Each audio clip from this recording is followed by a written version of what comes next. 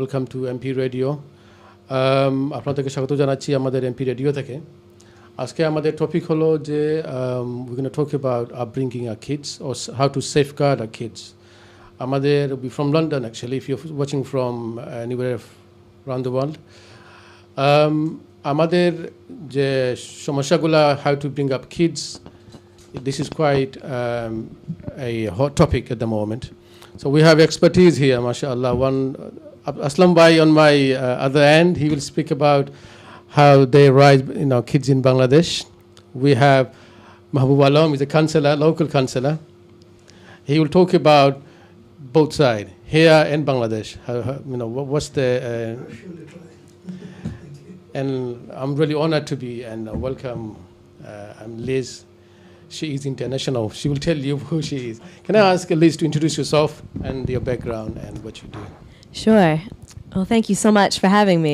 It's really an honor to be here. So I've lived in East London here in Tower Hamlets for 4 years, doing some youth work and some community work and some interfaith work locally. But before that, I grew up in America, and my mom's side of the family is Chinese, and my dad's side of the family is Italian. So I'm quite a mix of different styles and places. Can I say ni hao? I wouldn't know. This is one of the sad things about being... I have none of the language. It's really terrible.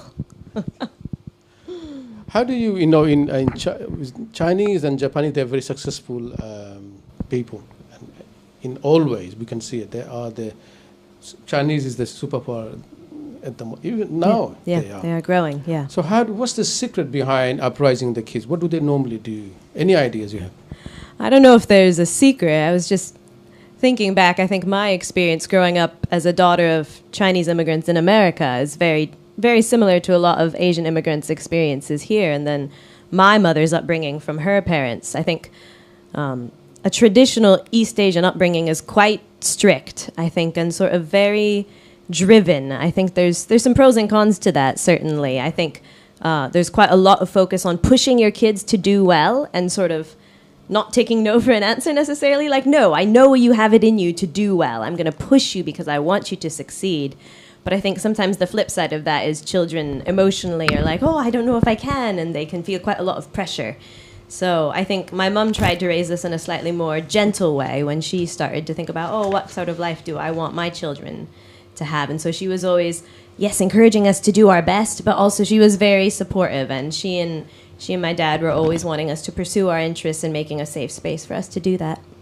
If I say, what kind of discipline line would they use? Would they use, say you want to discipline your kid? I'm talking about young kids, about 5, 6 years old, they didn't go to schools or they not go to the temple or anything. How would they discipline them normally? Yeah, well, I think different families still do it different ways. I think my mother's upbringing, again, was quite strict. And then when she started to raise us, I guess maybe we're a bit of unusual, but so we went to church all the time. And so we had a real language of trying to honor one another and to serve and respect God and to love one another in that.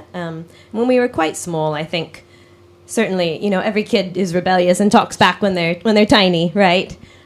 But I can only ever remember, I think, once being spanked. I think it was always very much like my mother was trying to get us to... it's one thing to tell a child, no, that's wrong, but it's another thing to tell a child, okay, so how can we help you to grow out of that and to learn from your mistakes? And so I think she is really trying to give us the best of both worlds in that. Fantastic.